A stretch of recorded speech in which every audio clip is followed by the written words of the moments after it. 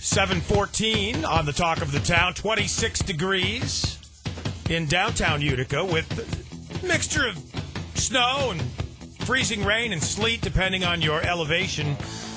Those conditions will be continuing throughout the first half of the day here, so exercise caution as you step outside and exercise caution as you drive into work. It's Dave and Sam on the Talk of the Town this week. Jay is out till Monday, and Mark Walber is here, our guest host and our legal correspondent. Time now to check in on the phone with a presidential candidate from Fulton, New York, Dave Weber, joining us on the phone. Dave, how are you? Good. Good morning. Good morning. We're having our first blast of winter here in the Mohawk Valley after pretty mild conditions. How about you in Fulton? Yeah, we've got it here too. It's nice to do an interview without having to drive in it, I can tell you that.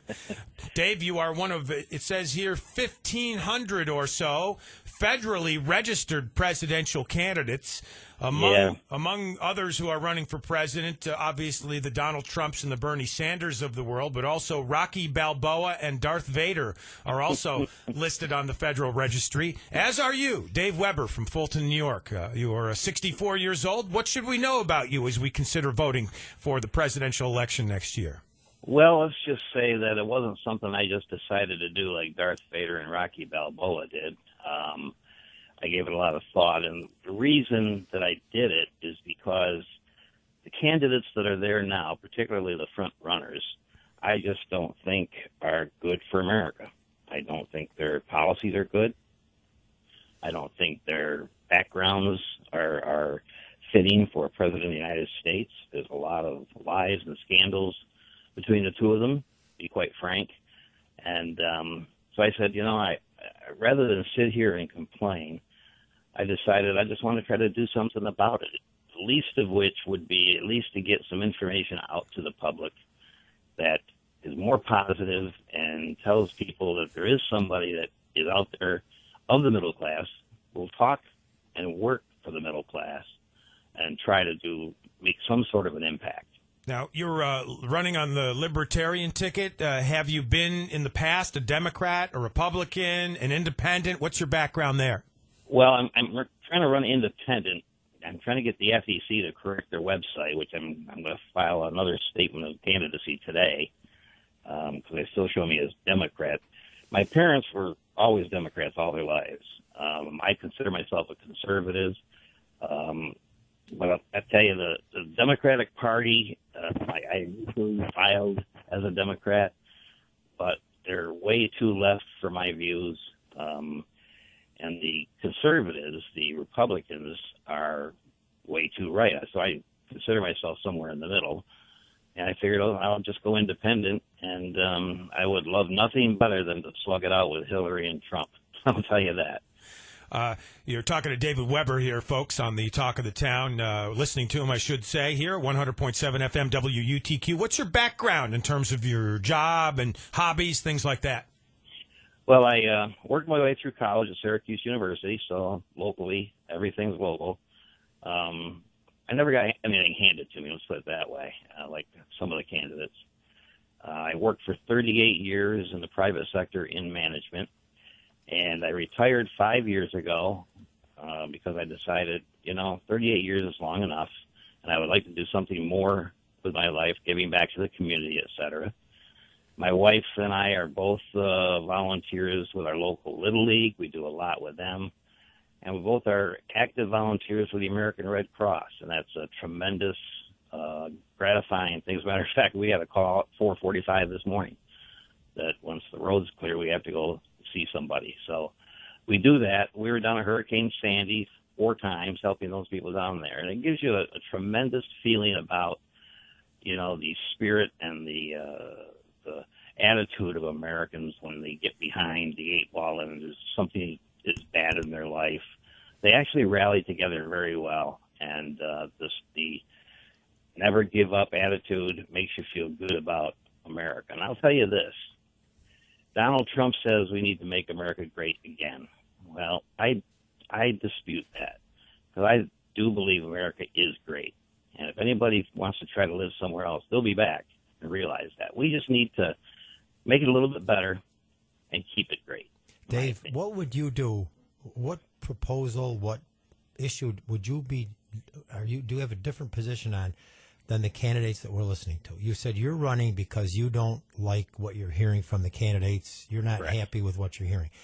How would Right. you be different from what we're hearing from these candidates on the national level?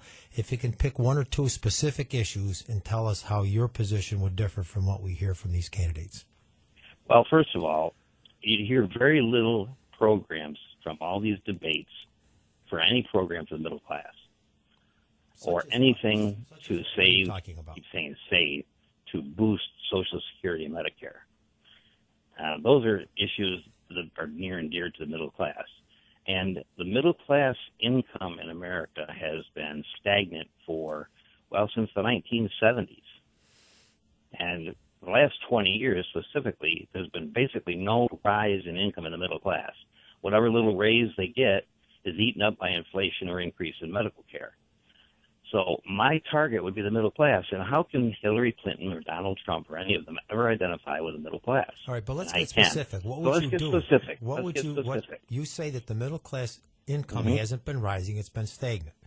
What would you do in order to result in an increase in the income for the middle class that's not eaten up by inflation or medical costs? What do you think would be the proper and effective proposal? First thing I would do is reform the entire tax system that we have with the IRS. I would lower the rates for the middle class so that more money is going into the pockets of middle class workers.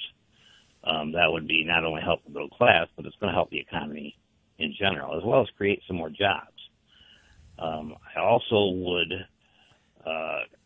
attack Social Security. And what a lot of people don't know is the maximum level of income for which you have to pay Social Security is a paycheck of $118,500. You make over that, you don't pay any Social Security tax.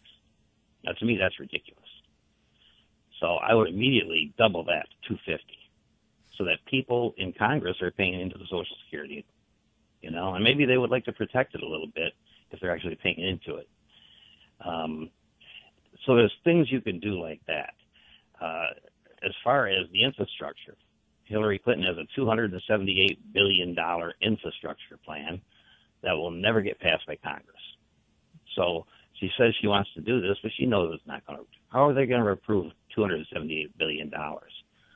I would attack the infrastructure program or plan, and we can go back to hiring people who are long-term unemployed to help work in companies and contractors who will do the infrastructure and pay these people and get them back into the workforce, and give a credit to any employer who would hire somebody like that.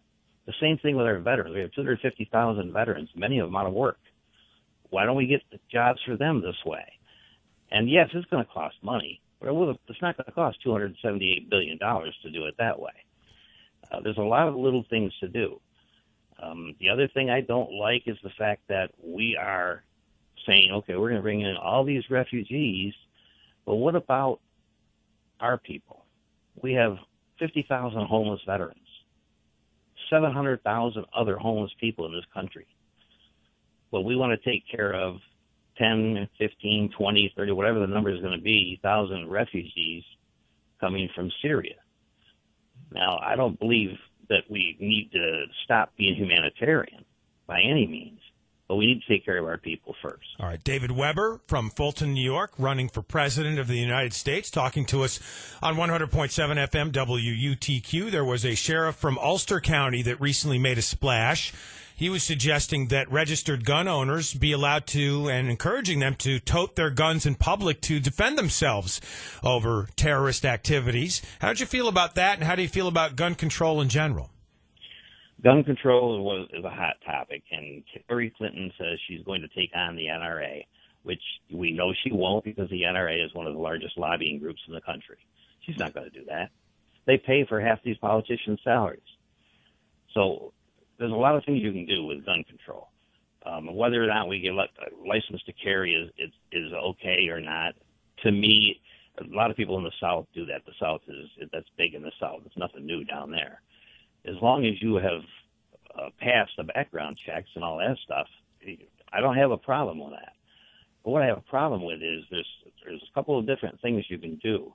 There's a loophole in gun control called the default to proceed loophole, which says that a gun shop owner, if they don't get a report back from the FBI within 72 hours, or the background check, they can go ahead and sell that gun to whoever.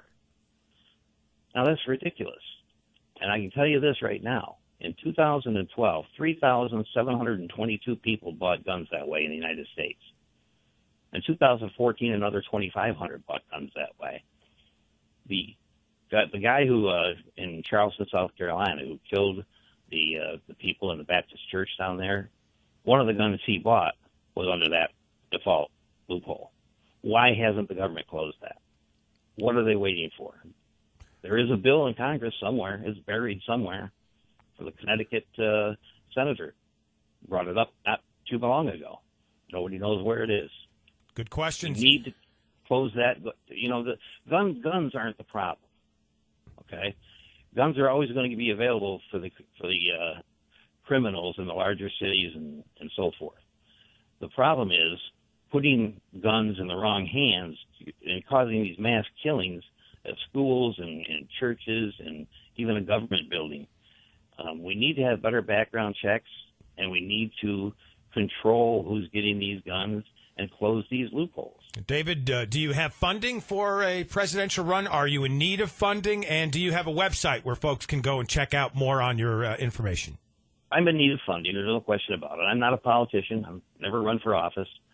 And I'm not rich. I'm not a Donald Trump. My wife and I live comfortably, but I need funding. It's a grassroots type of campaign. However, I'm very serious about this. There's a lot of things this country needs to address. America is not falling apart. I want people to understand that the sky is not falling here. America is still a strong and the greatest nation on earth, but there are some problems we need to address. And one of the things is we need to take charge in Washington and change a lot of things, not the least of which is the election campaign reform. All right. Well, my website. Where I'll give you my website. Yeah, go give the website, please. It's Dave Weber with two B's. For America. .weebly, WEEBLY.com. Dave Weber for America. Weebly.com. Okay. All right. We'll be checking that out. And thanks for your time today. Good luck to you, sir.